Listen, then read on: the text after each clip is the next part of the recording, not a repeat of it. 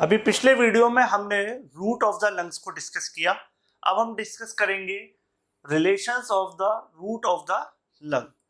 Root of the lung की क्या relation है अपनी चारों डायरेक्शंस में।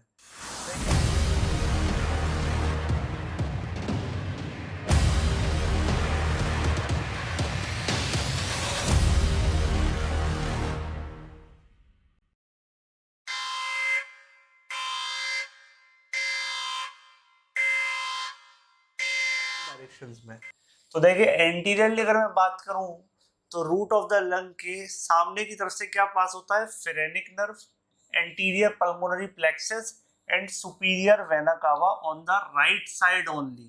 क्लियर।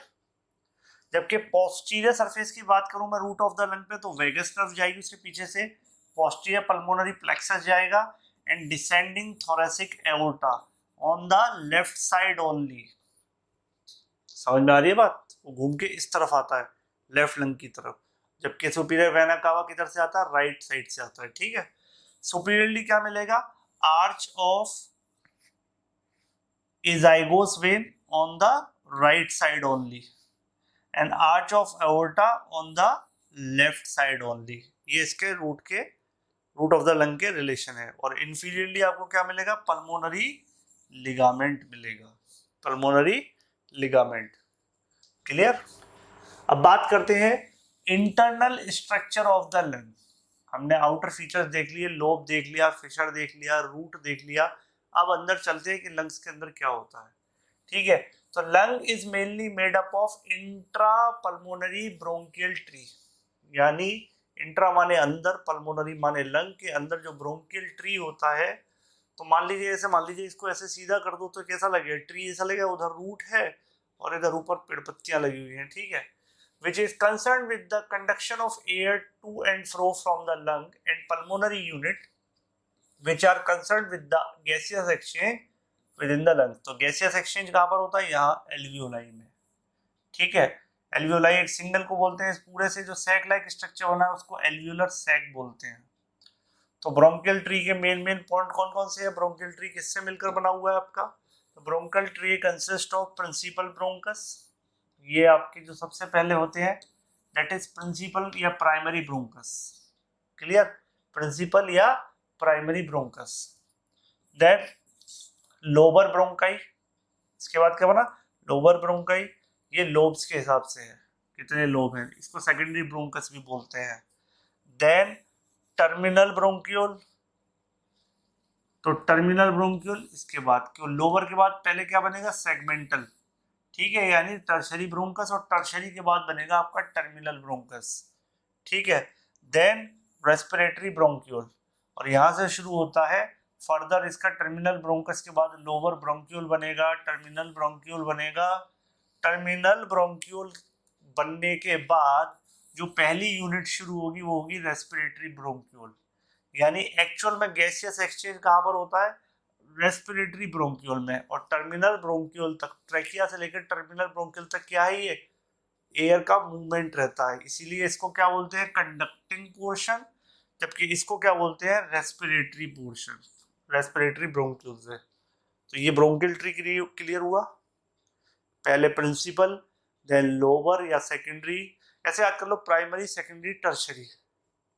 ठीक है, primary secondary tertiary plus P for again principal, L for lower and S for segmental. Segmental के बाद टर्मिनल ब्रोंकस बनेगा, टर्मिनल ब्रोंकस से क्या बनेगा, फिर लोअर ब्रोंक्यूल बनेंगे और फाइनली टर्मिनल ब्रोंक्यूल बनेंगे। क्लियर। और उसके बाद जो यूनिट है वो रेस्पिरेटरी यूनिट है।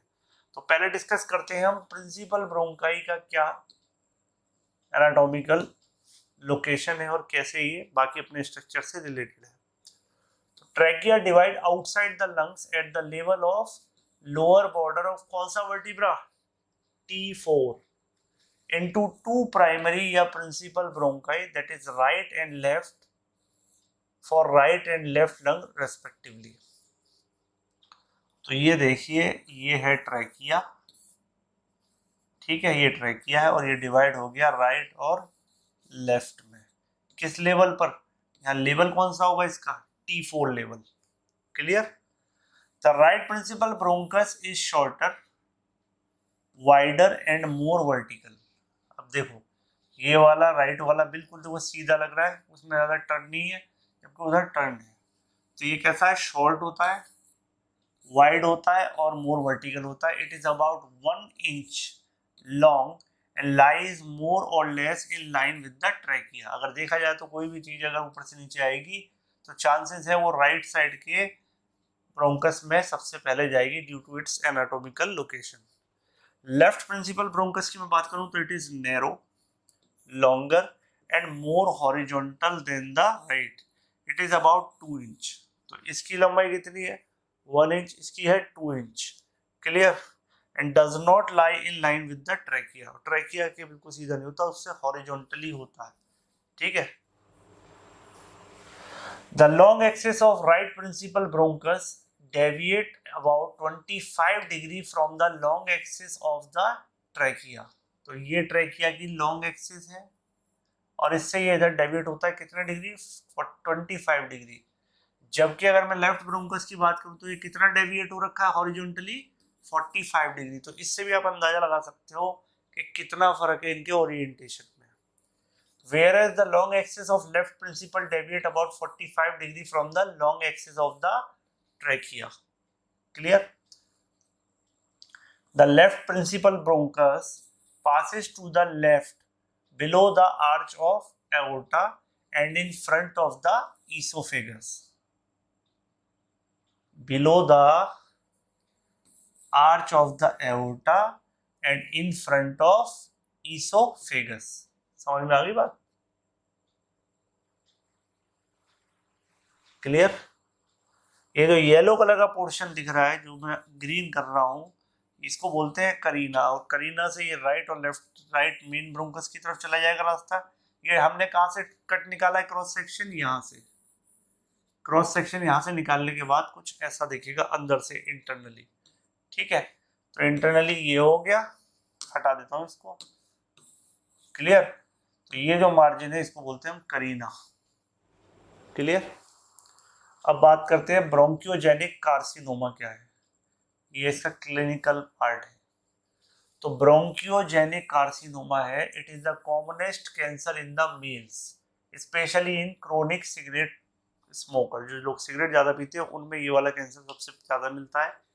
It usually arise from the epithelial lining of bronchi and forms well circumscribed grey white masses in the lungs.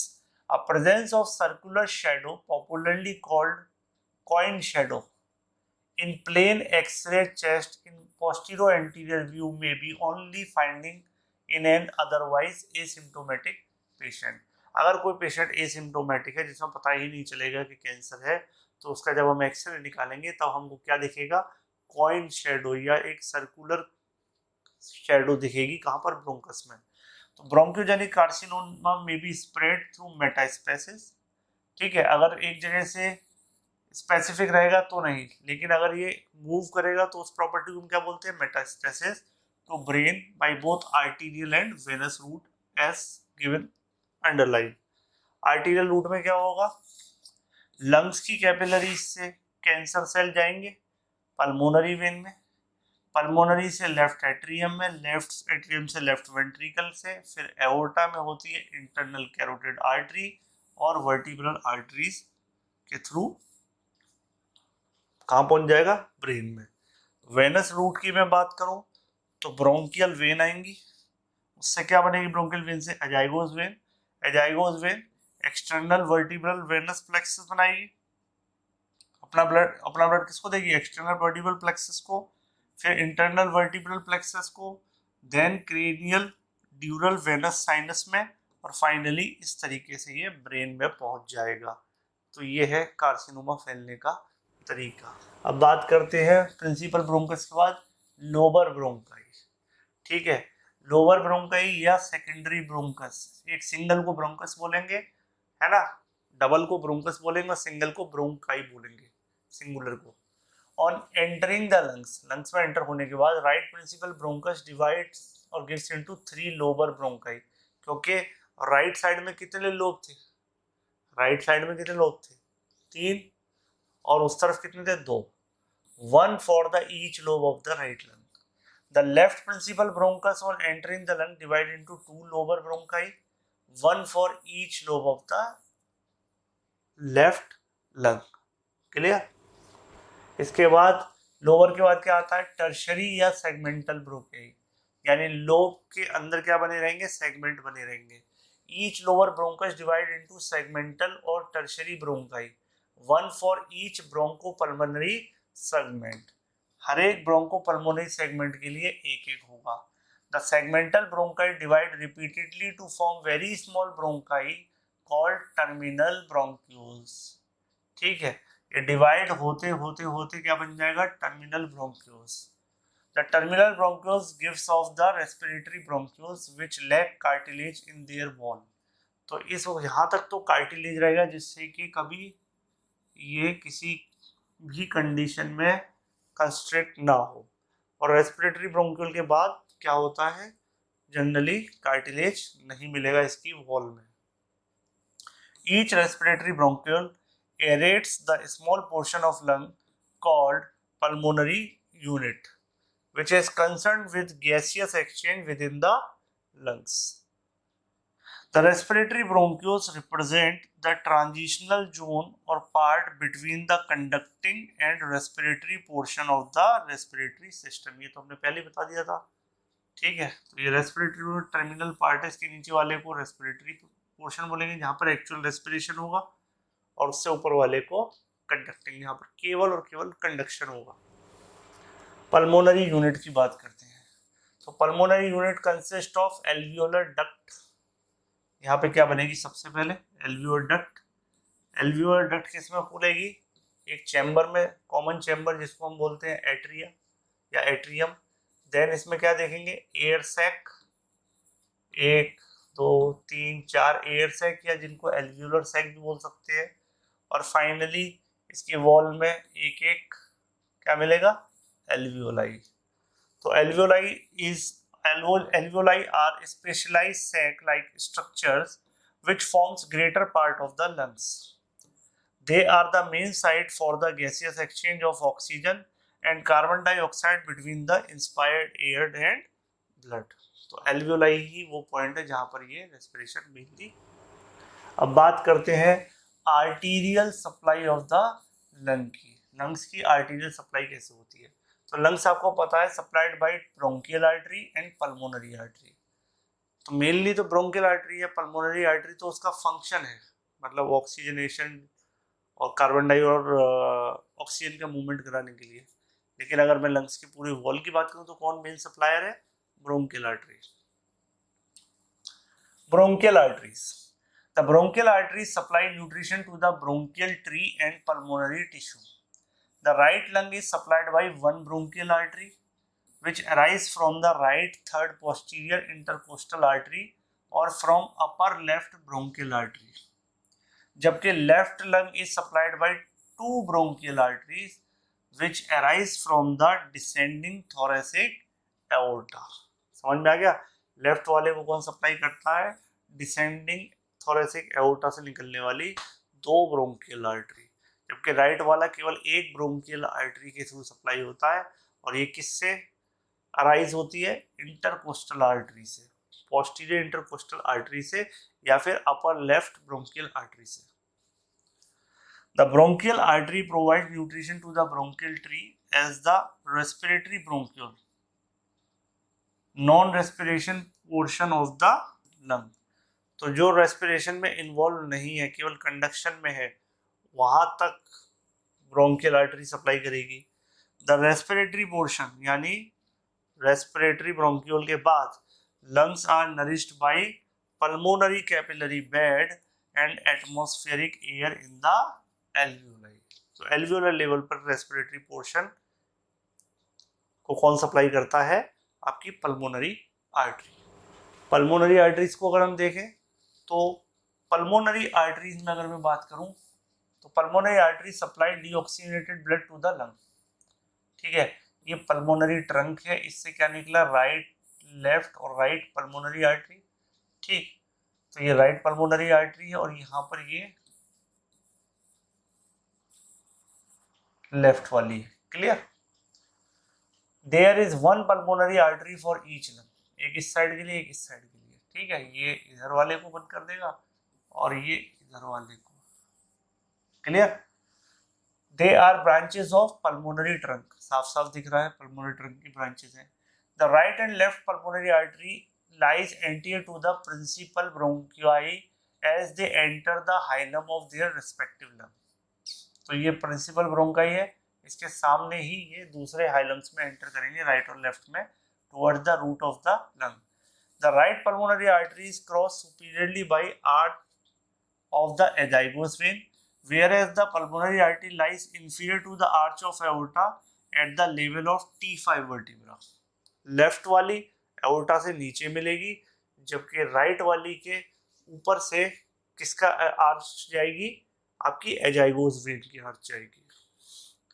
The pulmonary artery divides into lower branches in the hilum and subsequently divided into terminal segmental branches. ये इनकी देखिए branching हो गई segment के हिसाब से। The segmental branches, the branch successively corresponding with the segmental branches of the bronchial tree.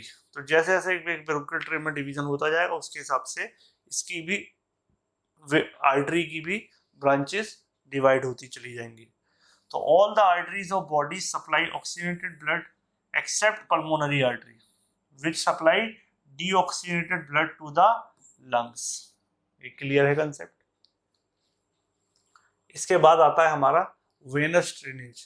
तो venous drainage हम नेक्स्ट वीडियो में डिस्कस करेंगे।